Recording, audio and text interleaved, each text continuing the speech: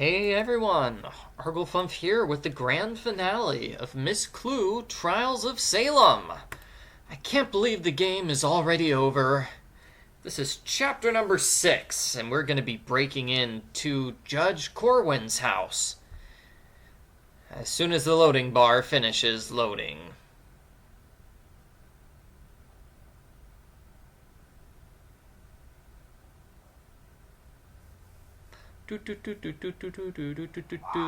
Now, where would he have put that land grant? I don't know. Is it here? No, that would be too simple. Okay, so yeah, we're inside Judge Corwin's house. We're trying to find his land grant. So many documents, so little time. There's only, like, one document here. Heh, whatever. Guess it's not that one. Oh, wow, that's a lot of documents. Now I see what she's talking about. No, not the one. Where would he have put that? Just Where burn. would he have put that? Just burn all of them, Jane. Don't be so Where picky. Would he have put that? So many documents, so little time. There's no land grant here. Now if I was an evil judge and I was trying to protect a top secret document, I wouldn't keep it out in the... Uh-oh. Oh, geez. Hide, Jane. Under here. I told you these documents we would need in court today were here. It is a good thing you remembered that before we got all the way to the courthouse. By the way, have you spoken to Mrs. Bradbury yet? Of course. I explained the options to her 2 nights ago. That will give her a couple of days to stew over them before her husband comes with his petition. What did she say? She's a tough old bird, but given her options, what choice does she have but to encourage her husband to sign? Do you think she really believed we would let her go if her husband signed over the land grant? Certainly. I was very convincing. Do you have everything arranged to arrest Mr. Bradbury for being a wizard as soon as he has signed? Everything is at the ready. All Sheriff, my nephew George, will pick him up the moment he leaves this house. And if he brings this land transfer up at trial? I have already anticipated that. George is in the process of picking up Mr. Bradbury's granddaughter, Miss True, even as we speak. A very strategic move. I thought so. Mr. Bradbury will know that if he does not keep quiet at trial about the land grant, his granddaughter will be the one to pay for his indiscretions. Then everything is arranged, and I may sleep easy. Nothing can go amiss now. I may sleep easy, says Judge Stoughton. He kind of sounds like he's half asleep right now, to be honest. Yeah. I can't believe what I just heard. Corwin plans to have Mrs. Bradbury executed, even if her husband signs over the land grant. Those two have no heart. I have to find that land grant. So they're going to execute her no matter what. They're going to execute both of them no matter what. I mean, like, what is their end plan? Like, This could be it. Ooh, it could be it. No, not the one. I'm just saying, it would be a lot easier on the bad guys if they killed our heroes outright. If they're gonna kill our heroes anyway, why bother going through a fake trial? This is it. Judge Corwin will never forge a name to this document now. And seriously, yeah, forging documents is a lot easier than, say, setting up a murder trial. Whatever. We've got the document, now we can just escape, right? Escape without being caught. Hopefully. Okay. I think we made it. I think we did it. I think we got out without being caught. Where did I hide my horse?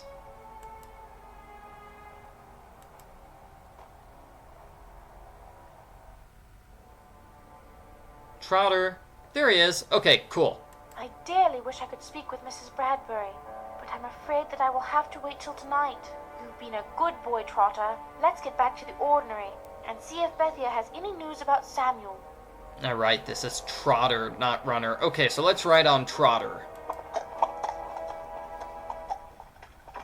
You know what we should do is just destroy the Grant right now.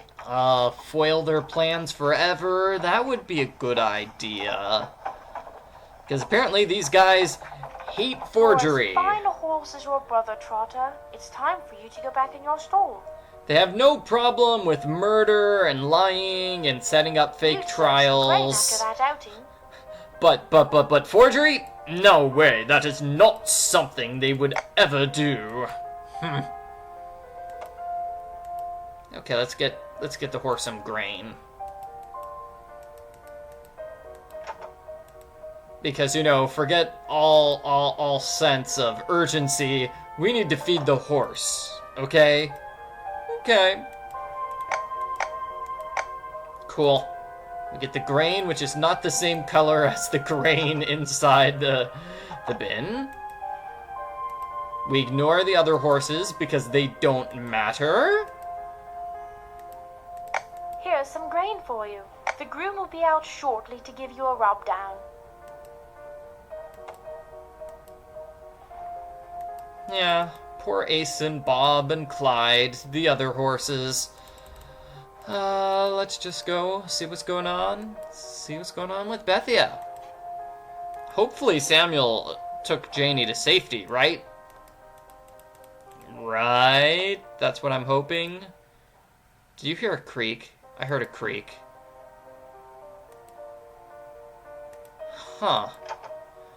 I don't know what that sound was. What? There was another creak. Maybe that's just the sound of the door being shut. Okay, hey, Bethia. Jane, did you have any trouble with Judge Corwin? Nothing to speak of. He was there with Judge Stoughton, and they were as cordial as ever. That's unpleasant? How did you guess? Not much guesswork in their case. Have you heard anything from Samuel yet? Nothing yet, but I am sure he will be back this evening.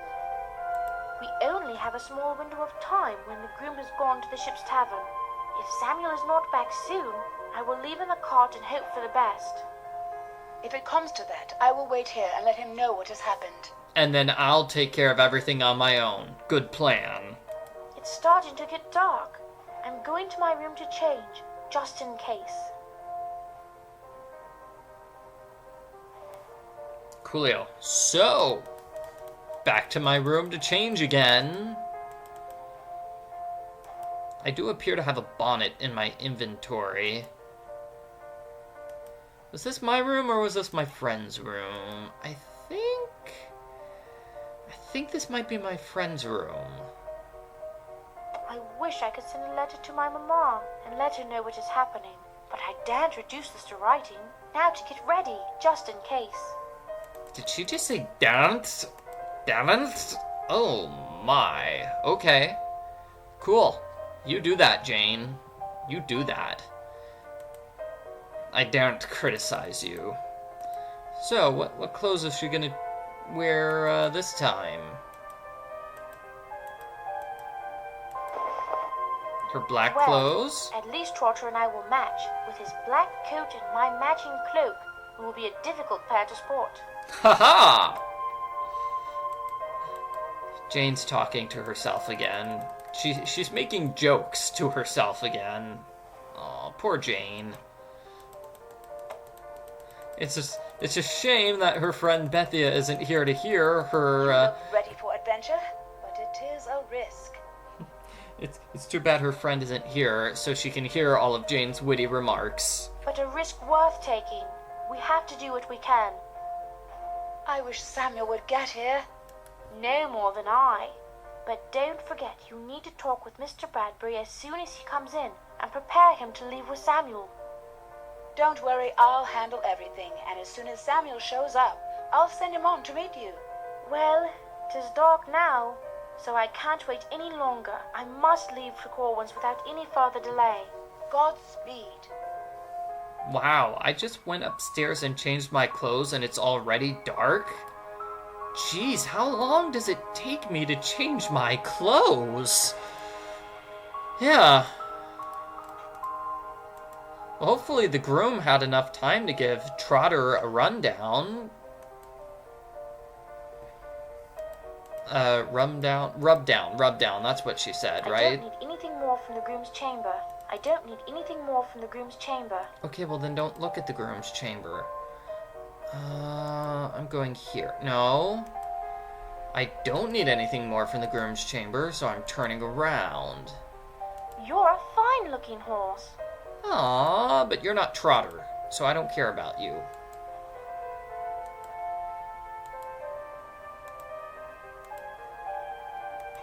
Trotter, we have to go out one more time today, and this will be our most dangerous trip yet, but also our most rewarding if we are successful.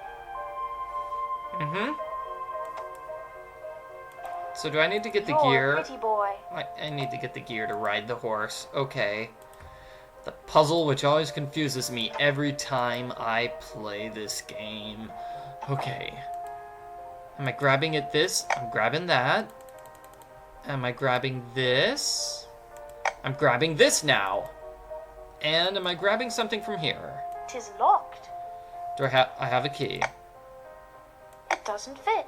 Oh, jeez. Well, that's... Huh. Well, let's just hope I don't need anything from there.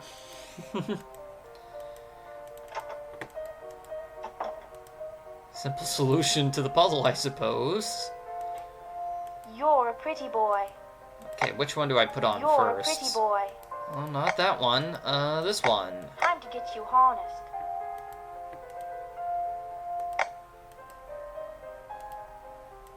Oh, okay. I just click on random things here, right?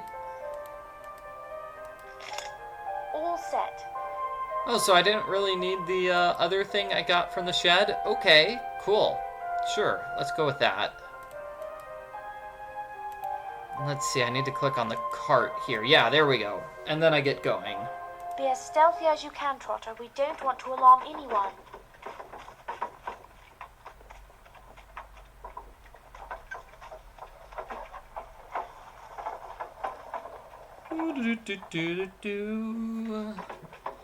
So we get to watch this again. Yay. Wonder why we live so far away from the town of Salem. I guess... Going to bring back Mrs. Bradbury, so you must be quiet for me one more time, Trotter. I guess we live so far away from town because nobody likes us. Anyway, we're saving Mrs. Bradbury now.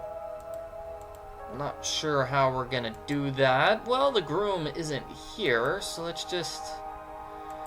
I hope the groom has found the ship's tavern as enticing tonight as he thought it would be the other afternoon. Because if he's here, this is going to be a very short trip. Yes, indeed. Okay, so let's just sneak in because the groom is gone. Save Mrs. Bradbury.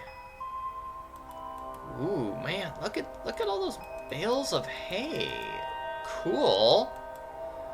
Judge apparently likes hay. Doesn't he know that hay is for horses? Are you there, Mrs. Bradbury? Yes, I've been hoping you would come. Someone is coming. Hide! Me? Oh geez. Okay. Here. Where do I hide? Here? I was thinking maybe I could hide in the hay. What are you doing here, young woman? Oh no! Caught by Judge Corwin! Let's try this again. Someone is coming. Hide! I didn't really get a chance to hide over here though, because Judge Corwin showed up. So, I find you here at night as well as in the day. Okay. Someone is coming. Hide! This is gonna be tough. Okay, so I need to find a hiding spot. It looks like neither of those hiding spots work. What are you doing here, young woman? Okay, so that area is just a fake out. A fake out. Someone is coming. Hide! Okay, what if I hide here where it's dark? No. What are you doing here, young woman? Oh, jeez. Okay. This isn't good. Try again, but... Someone is coming. Hide! Let me hide inside with you. What are you doing here, young woman? Okay, so where have I not tried?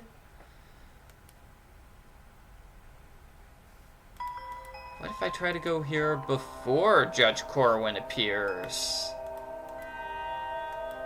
No, that's not it. What is he doing here, by the way? It's just an old shed with a lot of hay. No, it doesn't look like there's anything I can interact with. Okay. Okay. Someone is coming. Hide! Oh, is that what I have to do? I need to put, like, the block of wood back on? Yeah, there we go. I see you are safe for the night. With my groom in town, I wanted to assure myself that he had not failed to secure your room. As you can see, I'm quite safely detained here. Remember our discussion and what you and your husband must do when he comes tomorrow. I have not forgotten our discussion. Very well. I will see you tomorrow.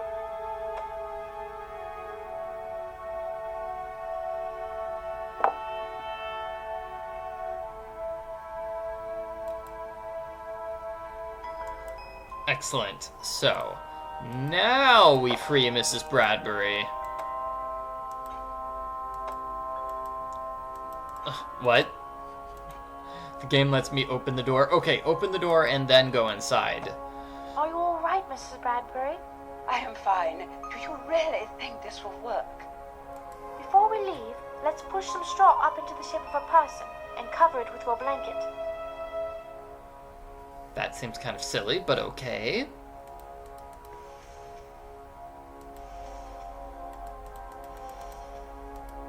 I really don't think this is going to fool Judge Corwin for very long. Well, that really looks quite realistic. Yes, but it needs something.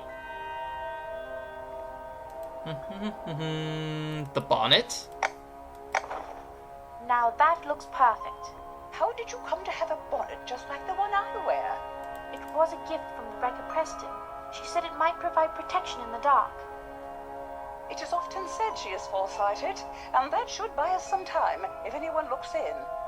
Everything is arranged. Let's make haste before Corwin comes back. Lead the way. I will follow you. Sounds good. Okay. Okay. I have the cart by the woods this way. I'm right behind you.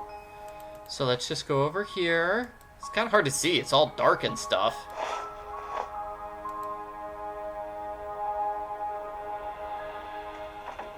I brought a cloak for you as well to keep warm. That is a comfort. We are to drive toward the ordinary, and we will be met on the way by Samuel Phipps and your husband, and they will take you to safety in Framingham. Oh, my husband. That is wonderful. I should also tell you... Oh, wow. I should also tell you that I was outside the window and overheard Corwin's offer of clemency in exchange for your husband's land. However, just this afternoon, I overheard Stoughton and Corwin discussing their plan to execute you, even if your husband signs over the land grant. That is not surprising. I never thought he would let me escape execution. Yeah, he's kind of a jerk. Well, now it seems he has little to say about that. I can hardly wait to see my husband. With all this rushing to get away, I still don't know who my savior is. My name is Jane Darcy, and I am here with Bethia Phipps, the granddaughter of Thomas Danforth. Mr. Danforth has always been a just man. Yes, he is, and his grandchildren Samuel and Bethia deserve to be remembered for their part in stopping this madness as well.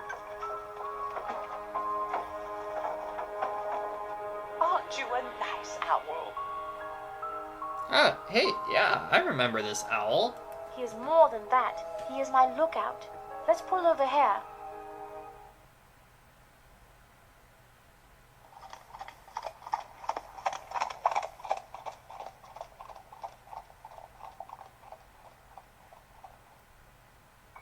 That is surprising. Tis an interesting story. Your granddaughter, Miss True, and I were out for a walk the other evening, and we came across this owl, and he appeared to be injured.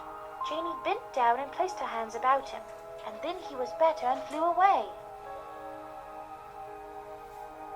She She does does? seem to have inherited that gift. It is not uncommon in my family, as my grandmother could oftentimes do the same. Oh, it's wonderful that Grammy could play with birds. Really wonderful. It is a wonderful gift. I do hope Samuel and my husband have not met with any trouble. Well, I don't know. As do I.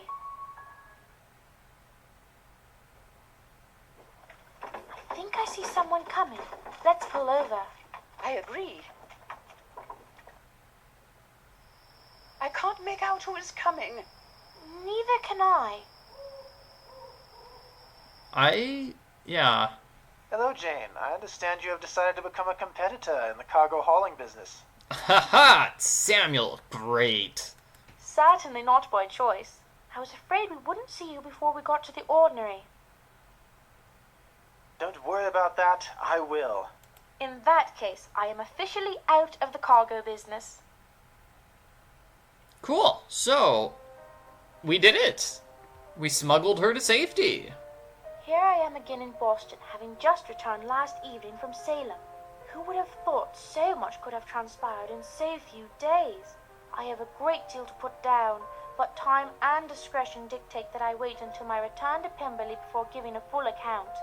One of the most interesting aspects of living in this new world is that it seems to bring out the most evil intents of men, but also the most wondrous gifts of the heart, as demonstrated by extreme kindness and courage.